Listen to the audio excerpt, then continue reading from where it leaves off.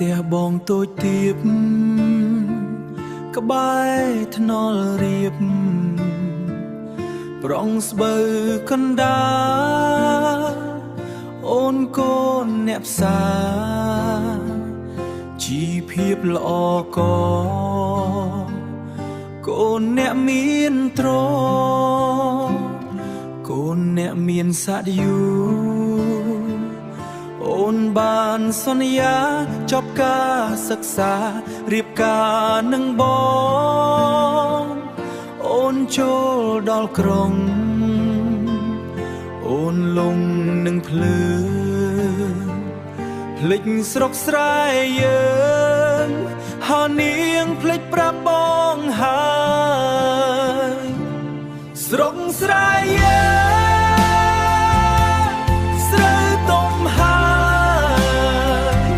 អូនមកស្រុកទេអូនមកស្រុកទេអូនណាយ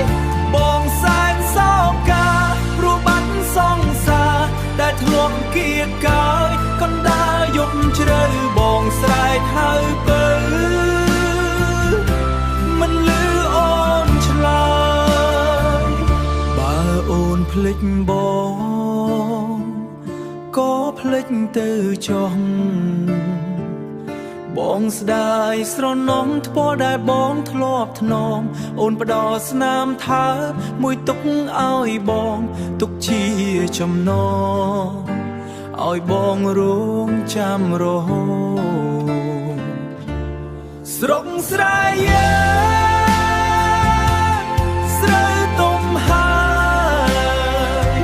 អូនមកស្រុកទេអូនមកស្រុកទេអូនណាយបងសែនសោកាព្រោះបាត់សង្សារដែលធ្លាប់គៀកកាយកណ្ដាលយប់ជ្រៅបងស្រែកហៅពើមិនលឺអូនឆ្លើយកណ្ដាលយប់ជ្រៅ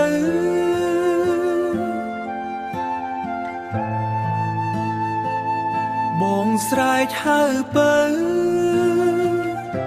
មិនលឺអូនឆ្លើយ